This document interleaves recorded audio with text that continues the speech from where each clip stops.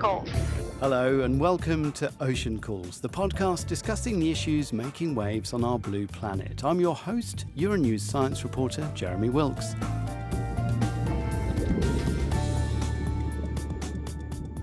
If you're not familiar with our show, scroll back to our earlier episodes. One of my favourites is the episode about protecting sharks. My God! And our finned friends also get a mention today. In this episode, we're going to talk about a hot subject that's not directly linked to fishing or the environment like we often cover.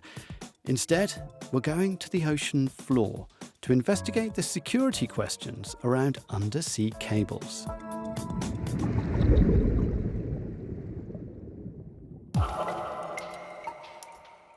Much of our internet traffic, our WhatsApp chats, Netflix, TikToks, Zoom calls, and this podcast Ocean Calls. pass at some point through a handful of undersea cables that are only 25 millimetres in diameter. Now, the media loves to speculate on how someone could steal data from the cables or sabotage them, cutting off their web connections altogether. Somehow like the sabotage at the Nord Stream pipeline. What's happened to Jonas? I see you're both freezing. Can you still hear me? No, Nicole's still there. Yeah. Nicole's still there. I think it's interesting that this is the only time that has happened to you, and it's probably the only time you've sabotaged undersea communication. Those guys in the submarine. Oh no, there he is. I can hear you. I'm sorry for the hiccups. As you heard there, we had our own mysterious connectivity problems with today's guests. But rest assured, no subsea cables were harmed in the making of this podcast. So, is there any truth in speculation about the security of these subsea cables? How safe are they, really? To discuss this issue, I'm joined by Nicole Starosielski, Associate Professor of Media, Culture and Communication at the New York University, author of the book The Undersea Network. Hi, Nicole. Hi. And Jonas Franken, a researcher in the field of critical infrastructure protection and maritime and information security at the Technical University of Darmstadt in Germany. Hello, Jonas. Hi, thank you for having me. And at the end of the episode, you'll hear a fabulous story of swimming with whales from Spanish adventurer Nacho Dean, the first man to have walked around the world and swum between 5 continents.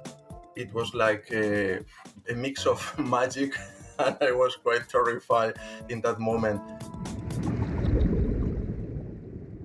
I don't think, as far as my understanding of geography is concerned, that there's any sea between where I am in France and you in Darmstadt, Jonas, but there is sea between me and Nicole. Yes. So does that mean at the moment that I'm talking to you, we are recording this podcast using undersea cables? Absolutely. This is all of our conversations are the sounds, the video, all of it is going on the very bottom of the seafloor. Tell me exactly what's happening. Kind of describe, I don't know, sort of, bit by bit. As I say something and I send it down these tubes of microphones in front of me, what happens before it turns up at where you are? It gets transduced into digital signals and then sent as a ray of light, essentially infrared radiation in the infrared spectrum, along a optical fiber on the bottom of the ocean. And so it'll go first through a cable landing station, and then it'll go out through a beach, usually dug under the beach. So you wouldn't typically cross over an undersea cable. You wouldn't know that you were stepping on it, but you could actually be standing over our conversation if you were on the beach right now or over somebody's conversation. Is it actually, as I would hope, a much more direct route from me to Jonas in Darmstadt in Germany, literally? We're talking about undersea cables, obviously, but I'm guessing the land cables work in the same way, do they? They actually do, but it also depends on the routing decisions that each of our communication suppliers has taken. So our traffic could also be routed in different ways, but probably it's more direct than going through the seas. What's deciding about how the message is getting to you, Nicole? Is it literally just internet traffic that's saying, okay, it needs to go via this cable? Well, there's a whole complex set of decisions that are being made typically by computers, by routers that route packets of information along different transit paths. And so it's possible. And if all of the transatlantic cables were suddenly disrupted, our traffic could go the other way around the world to each other. The routers would manage to take other pathways. Would we notice if that happened? Typically, no. When there's a disruption, we don't notice because it switches over instantaneously. How long has it been that good? Because it seems to me that it's absolutely amazing now. I've got a fantastic connection. I can see you both perfectly. I was talking to somebody in Australia recently, same thing. This is quite recent, isn't it? Yes, they have figured out the technology to the point where they can get the level of resolution and bandwidth in a way that wasn't possible 10 years ago, 20 years ago. You saw video conferencing was possible and has been in operation for decades, but wasn't usable at the same level as a consumer technology. Did you know that undersea cables transmit 99% of international internet traffic? Satellite links currently account for only about 1% of international telecommunications. What's the craziest, kind of most ridiculous, untrue claim that you've ever heard about undersea cables? So if I can start, I probably think it's a myth of sharks biting cables or actually being able to damage cables. So yeah, we have to imagine sharks like to interact with their environment, and they're sometimes curious and maybe nibble on cables. But usually if you look at how current cables are built right now with steel wires, protection and stuff, I think there's no scenario that a shark might actually be able to bite through a cable. So I think it's maybe 15 or 20 years ago that the last case of sharks biting through cables was actually recorded. So poor old sharks, they get a bad rap, don't they? Nicole, have you heard any crazy stories that are totally untrue? Well, I was going to say the sharks thing too. That in the early fiber optic cables, they emitted a certain frequency that attracted the sharks, but then they immediately figured out that this was a problem and they changed that.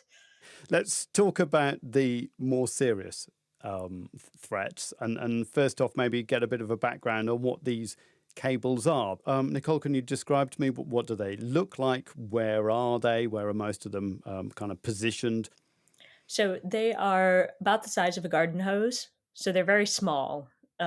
And they're made from several materials. Typically, there's the optical fibers at the very center of the cable, and that's the transmissions media. That's where all of these conversations are going. There's also a protective sheath of essentially plastic on the outside of the cable. And then inside, there's usually a conductor that conducts electricity to the repeaters on the seafloor that amplify the signal.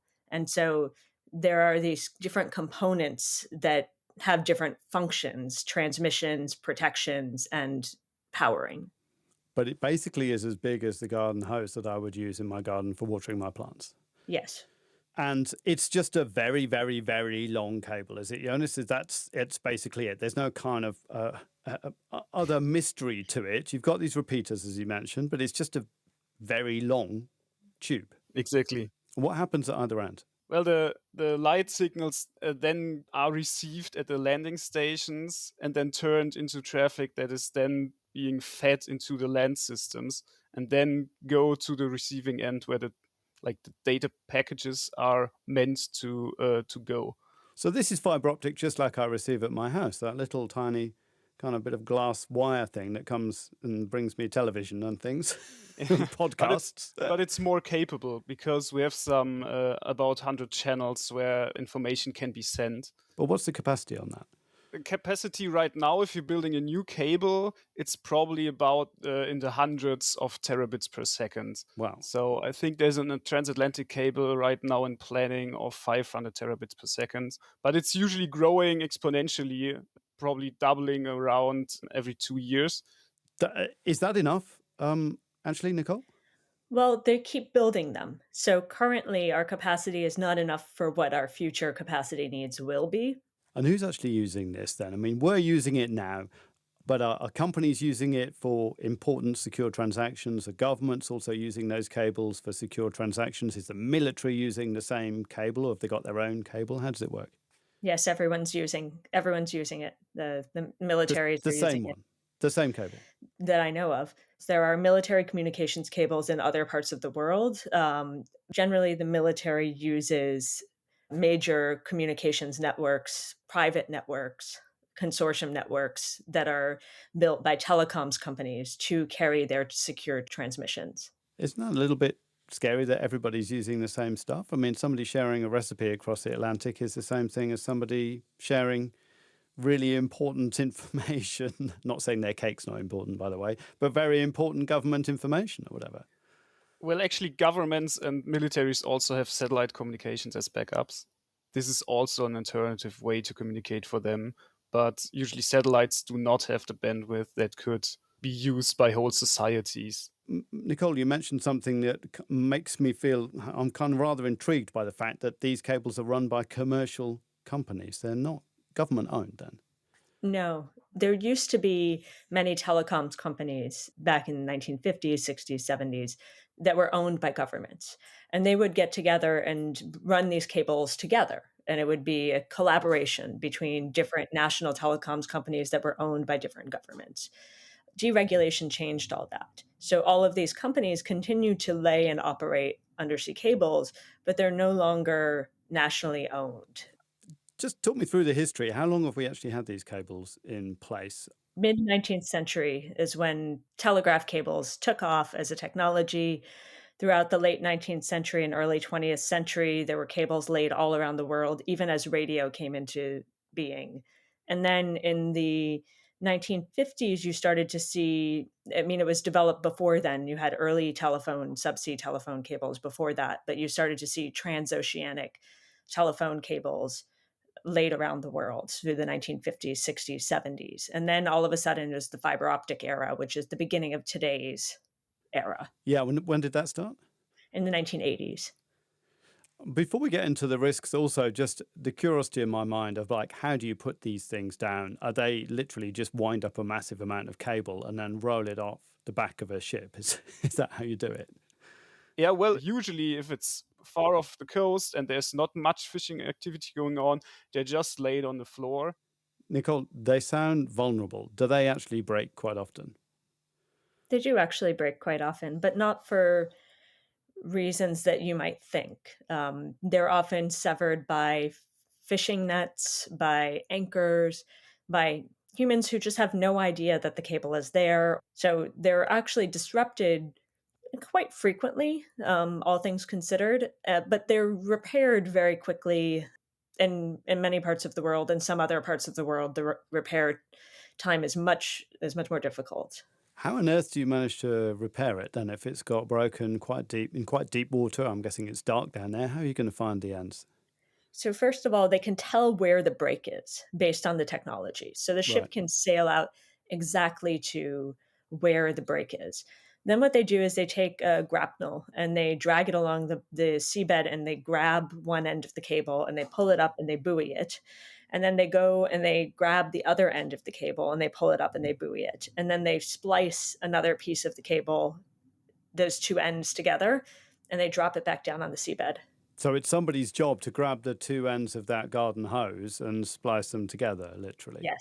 Yes. But it has to be in very good conditions. Like it's very hard to do a splice of optical fibers if you have rough or stormy conditions. So I could imagine that could be an absolute nightmare. Yeah, because does it have to be done by a person? Yes. And then there's an additional problem, which is sometimes in different waters, national waters, they'll require certain levels of permits before you can repair the cable. So this is a huge risk and a huge problem for the internet. And you wouldn't think that permits would be like an interesting thing to talk about on a podcast, but I would sell you on it. I would say that permitting. Go on, pitch us. Yeah, so I'm going to pitch it right now. It's so. Do you think the internet goes out because fishing net like breaks a cable, and the boat is ready to go? The boat's ready to go repair that cable that day, but they can't go because they're sitting and waiting for a government to give a permit to go into territorial waters to repair the cable. So as a result, then everybody sits waiting on the government to give this permit for their internet to come back. So everybody in Vietnam or something is saying the internet is very slow today. Yes. And India is one of the places where this is a problem in terms of territorial waters and ships. What an enormous sense of kind of frustration that must be for people involved. But also, I suppose it kind of is quite different to the stories that we have in our minds of kind of malicious actors and malicious states. Have there been genuinely examples of malicious actors or states who are maybe at war with other states going along and deliberately cutting somebody's internet cables? Has that actually happened, or is it just something that the press speculates about? There have been no cases of internet cable at sea that have been sabotaged by state actors or non-state actors. It's just like a scenario that's usually... It's a scenario that you hear about. It's one that if you were to search the internet, then you would get an awful lot of responses. But why is that, Nicole? Why has that become a concept that's in the kind of public mind, that this is a vulnerability? Have we literally been watching too many James Bond type movies? Well, I think there are a couple reasons. One is that undersea cables aren't particularly sexy or interesting. I think they're incredibly interesting, but for general public, there needs to be a way to sort of sensationalize them. And sabotage is a great sensationalist story. Well, given that you've got military, government and everything else going through there, including this conversation, it is your way to kind of hack into the world, isn't it? It's a possible door to understand everything that's being exchanged in terms of information. Correct. But governments have access to and can go into cable landing stations if they choose to. They don't need to go to the bottom of the seafloor to access communications. But one state that might be at war with another or about to be at war with another might very well have an interest in hacking its undersea cables, mightn't it? Well, that's true. That's not actually been the case. And there are technical reasons for that, but there are just easier ways to hack into cables from computers on land. Yeah. I actually wanted to go back to a question why there's like this scenario that's often reproduced in the media of sabotage. And I think often the reasoning is then going back to World War I or World War II, where one of the first acts was to cut then Germany's telegraph cables and then cut their contacts to colonies or international alliances. So I think that's one of the reasons why there's always this story around sabotage as a thing. But to disrupt internet traffic, you need to damage multiple cables, and this is where things really get tricky because you have to do it at the same time or in times close by, because there are also repair capacities you need to take into account. So you'd need a kind of coordinated attack if you were going to do it. You need a coordination and close time frames. And also if you look, for example, at the European Union level, there are about 70 cables going into European Union, and this would be very obvious and also a very, very hard task and very difficult task, even for state actors to pursue, to cut all those or most of those cables. The thing that I would add is that you could go through all this effort and launch a coordinated attack and take out several cables at once, and people wouldn't have internet, or maybe the internet would be disrupted. But that wouldn't necessarily, it would be spotty. So from a user perspective, it's not a very good terrorist attack, right? It's not sensational enough. It doesn't really speak. I mean, it's like, okay, the internet went down, but the internet goes down for many reasons, all of the time. But also it wouldn't work for every place in the world because many places have diverse routing enough through other systems, through land infrastructure, through data centers that are located nearby. You're looking at the places that were most vulnerable are like island nations, such as Tonga, which got, their cable was severed. I was going to ask you about that. I'm thinking of places that have only got one or two cables. Those are the places that are in trouble. Exactly. And so when you have one or two cables, that's where you're really at risk. But no disrespect to Tonga. Maybe they are going to, turn into a global superpower, but it is a relatively small country. But if they have their cables cut, what happens So there are severe consequences, right? Because it's not just that, people can't watch streaming video. It's that financial networks don't work. It's that transportation networks don't work, like flight bookings can't work, right? So tourism shuts down. Like there are all these ways that, if you can't reconcile financial transactions, people can't use credit cards. How do you ask for help? Well, there's still the backup of satellite communication. Usually also small island nations have satellite phones. And this is then for a short period of time until the cable then is repaired. Usually your only way of connecting through digital means. And so Tonga is an interesting case because of the volcanic eruption. There were several things that happened. The plume also disrupted aerial communications, right? So it ended up being a blackout for a while. The most precarious moments are when there's also a natural disaster that's occurring, and there needs to be emergency communications and international relief and coordinated efforts, right? So another example of many cables being cut would be Fukushima, that severed many cables off the coast of Japan, but there was enough redundancy there that there wasn't a huge impact. But there was a problem in terms of the cable repair ships didn't want to enter the waters because they might be contaminated with radiation. So when you have these disasters, there are often mitigating circumstances that change the normal operations of the industry or of communications. Did you know that China Mobile International, together with Meta and other telecom companies, are building the longest subsea cable in the world, all the way around Africa? Known as the Two Africa Cable, it's 45,000 kilometers long and will boost connectivity between Europe, Africa, the Middle East, and Asia. It should improve the internet connection of 3 billion people. Jonas, you actually wrote a study for the European Commission on security threats to undersea communications, cables and infrastructure. What did you actually discover? Are there real big security threats to undersea communications in Europe?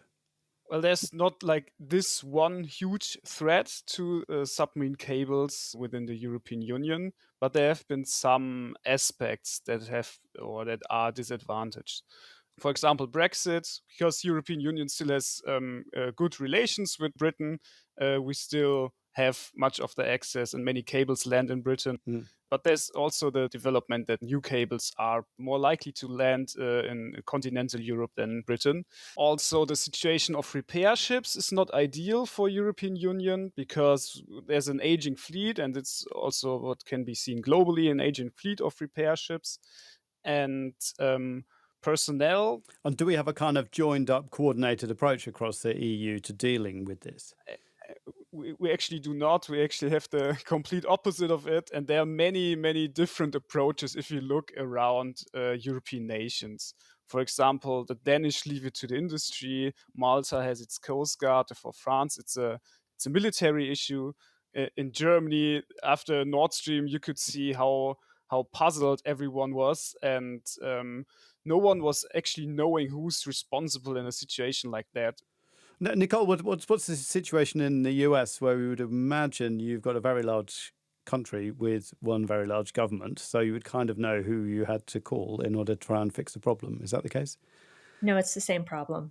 There are many different regulatory agencies, many different kind of governmental organizations and parties invested in subsea cables, invested in regulating subsea cables, and they are not always coordinated. And they're not always coordinated with the industry. And I think it's the same situation globally. It's a bit of a mess. Yeah. What are the threats, do you think, Nicole, what do you think are the serious threats, actually? We know that it's not sharks biting them. What are the genuine threats that you consider to be there? What I would just highlight is to say that the lack of regulatory coordination makes it difficult to install and maintain cable systems, and that the industry is doing a very good job right now. But we're looking forward to a future with climate change. We're looking forward to a more complex future will our system hold up if it's still this difficult to install and maintain cables? Do you think, I mean, they are at the bottom of the ocean. We do tend to forget about them. Do you think they've kind of got a bit of an image problem? As you said, that the threats they have seem relatively banal, and they're out of sight and out of mind most of the time, Jonas. Yeah, exactly. I think they're facing a visibility problem, because usually you only get the news something is damaged, and oftentimes media reports on cable damages aren't very accurate, and this makes it somewhat more complex for academia to communicate the empirical knowledge of cables. What are your thoughts, Nicole? Yeah, I mean, I think that there is a visibility problem. I think Jonas and I are both working to try to solve that by producing research that is public facing, and coming on podcasts like this one and trying to talk about how cables are so interesting and exciting. So that way people will think about these backbones that do carry all of our internet traffic and that we depend on, but we don't usually think about. Last question. What's your kind of, I mean, we love talking about worst case scenarios and best case scenarios, us journalists. What's your, Nicole, would be the kind of the worst thing that could happen, I suppose? I think the worst thing that could happen would be we don't solve any of these regulatory issues and they just get worse. And we don't solve any of the protection issues and they just get worse. And that when climate change events happen more frequently and intensely, that we won't be able to maintain the network at its current state of functionality, and that will lead to a cascading set of failures. I'd actually follow Nicole in her assessment, but I'd also say at the same time we have to think about the data hunger that is then still going along. Usually it's doubling every 2 to 2.5 years, and there's just not more possibility for build-up. If there's large conflicts that may then be leveraged for not permitting cables to enter where they need to go. This could be very problematic. And I also think the ones affected the hardest, countries that are by now still less redundant connected, like the southwestern coast of Africa or Asian Pacific nations. The poorer countries. Is there any effort to try and get those countries better connected, or do we have to just rely on commercial operations saying, okay, there's a business case now, we should probably move forward? Yeah, I think for parts of the still less connected countries of Western Africa, there are business cases there. But for Asian or Pacific nations, island nations, usually there's just not a business case for commercial activities. And this is also where cable diplomacy would then come into place and support those countries that are just not commercially viable, but still need redundancy, still need diversity of access. Then, Nicole, give us a best case scenario, actually. What's your, as a fan of these undersea cables, what would you really like the world to look like? So I would like there to be coordination and investment in these systems. I would like people to know about them. So I think that in my best case scenario, everybody knows about subsea cables and they understand that they're a critical infrastructure that supports our everyday internet use. If people knew that they were a critical infrastructure, then maybe regulation would look different. Then maybe permitting would look different. Maybe people would listen to folks' need for kind of consistent and high quality communication systems. Yeah, that we need to consider them to be more precious than they are, actually. Yes. Thank you. It's been absolutely fascinating talking to you about subsea cables. Nicole Starosielski from New York University and Jonas Franken from the Technical University of Darmstadt. Thanks very much for joining us on Ocean Calls. Thank you so much. Thank you. And now to the part of our podcast where a famous person tells us all about their favourite ocean experience. Welcome Nacho Dean, a Spanish traveller and adventurer who walked over 12,000 kilometres from Madrid to the North Pole to raise awareness about global warming. Nacho is always on the move, and when we spoke to him, he was on his boat off the coast of Spain, which you might be able to hear in the background. Okay, let's go.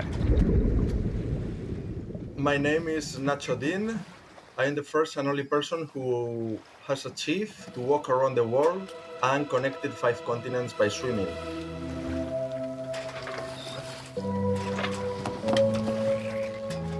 My favorite marine species when I was swimming in the Bering Strait between Alaska and Russia. In my last expedition, it's called the Nemo expedition. I was connecting America to Asia, and it's a very cold place. The water is 30 Celsius degrees. We were living with Inuits, with the Eskimo culture, and it's a place where you found a lot of species like walrus, like polar bears. I was swimming, and a few minutes later, a few sperm whales, 2 of them, were passing all the way through the Bering Strait, swimming, heading to the North Pole. That was a very impressive moment, just to watch with my own eyes such a huge animals in the wild environment, and just in the same place where I was swimming a few minutes ago. It's just 80 meters depth, that strait, and you know if there is an animal below you, it's very close to you. That was a quite intense moment. You know, it's not easy to cross swimming the Bering Strait, not just because of the cold, just because it's not easy to get an assistance boat. You have to convince and to make friends with the Eskimo, with the Inuit. So I was swimming, and it's a very foggy place. It means that in a few seconds everything is absolutely dark. You see nothing. You are swimming in a very cold, dark water, and you see the boat of the Inuits going far away. I saw them and I called them, please come here, be close to me, because it's a wild place. Maybe if something happened, no one realized. I feel alone, like at the end of the world. It's like the last border there in Alaska. I start to hear shoutings from the coast, from the children, the sons of Inuits, and the teachers, and the Inuits shouting that there were 2 sperm whales that came swimming, and it was like a mix of magic, and I was quite terrified in that moment. I know they do nothing, but anyway, you always try to be safe, and you realize that we share the ocean with so many animals that many of them we don't use to face them. You know them because you see in the documentaries or in the books, but when you swim, you are in the same environment. You realize how vulnerable you are, that seas and the oceans and the wildlife living in them is something to respect and to take care. The Bering Strait is a place where I saw in a very palpable way the effects of the global warming. The Bering Strait used to get frozen, but nowadays, due to the temperatures, it only gets frozen maybe in December and January. So the period that the Bering Strait is frozen is less and less every year. What I saw with those sperm whales is that they were on their route heading to the North Pole looking for cold. That's also a message. It's not about something that I read in a book or in a newspaper or in a movie. It's something that I witnessed with my own eyes. There was a big one and a little one. They are huge. They are, well, more than 20 meters length. The big one, they were swimming like 300 meters far away from the place where I was. Well, when you are swimming, only your head is on the level sea. So you see things in a so good way. It's not like from a boat, from the coast. You see things like in the same environment that those animals were. So I saw them, they were like jumping, playing, and the little baby was by the side of the mother. They were happy, they were in their wild environment, and we were just witnesses. We were just like watching it. I forget the cold, I forget how exhausted I was, and those presents worth. When you are face to face with nature, with wild animals, that's one of the best things in life, and you feel so privileged. Thanks, Nacho, for that wonderful story.